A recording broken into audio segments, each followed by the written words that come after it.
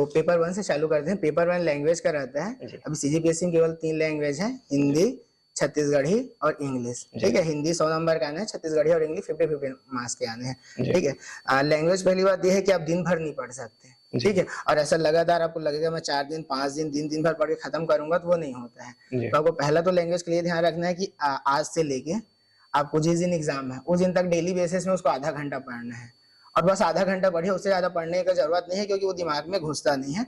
और एक ही दिन में एक ही लैंग्वेज पढ़े उतना सफिशियंट है, क्योंकि 3-4 महीने में अगर डेली आधा घंटा भी पढ़ेंगे ना तो वो बहुत ज्यादा होता है।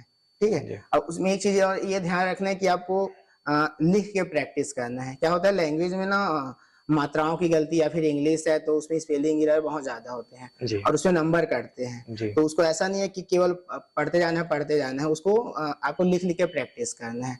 ठीक है, आप पिछले पूर्व वर्षों के आरटीआई कॉपी भी दे सकते हैं कि उसमें किस तरह की जो चेकिंग हो रही है, उससे भी थोड़ा सा आइडिया मिलता है। जो छत्तीसगढ़ी लैंग्वेज है, छत्तीसगढ़ी लैंग्वेज में एक चीज बताना चाहूंगा कि कुछ क्वेश्चन वो ऐसे पूछते हैं जो आपको ना बुक में नहीं मिलेंगे। ठीक है, वो हम नॉर्मली जो बोलचाल है या फिर अपने आसपास देखते सुनते उसमें यूज होता है, उन चीजों का भी ध्यान रखना है। हिंदी में जो पत्र लेखन आते हैं, ठीक है, उसको ठीक से करना है। जो पर्यायवाची है, विलोम शब्द है, इन सब के पीछे ना लोग ना भर भर के बहुत ज्यादा पढ़ते हैं, उतने ज्यादा पढ़ने की जरूरत नहीं है। एक बेसिक सी बुक आती है वासुदेव नंदन की, आपका हिंदी का मेंस का ना मैक्सिमम टॉपिक उसमें से कवर हो जाता है। लोगों को लगता है पतला सा बुक है, इससे मेंस कहाँ कवर हो जाएगा करके। मेंस का मेरे को लगता है 70% तो उस छोटी सी बुक से ही कवर हो जाता है। जो बचा 30% पार्ट है, उसके लिए आप हरदेव बहारी है और कुछ कोचिंग सी बुक है, उससे मिला जुला के वो चीजें हो जाती है।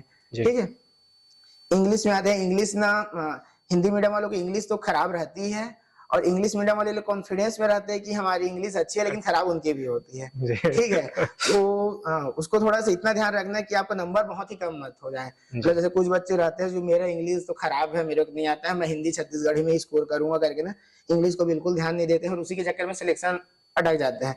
मैं जहाँ तक एनालिसिस किया हूँ, आपकी इंग्लिश कितनी भी खराब हो, आपको इंग्लिश नहीं भी आती होगी ना, तो 25 नंबर आराम से गेन कर सकते हैं। आपको कुछ नहीं करना है। आर्टिकल आता है ए इन द, ऐसी बन जाने हैं।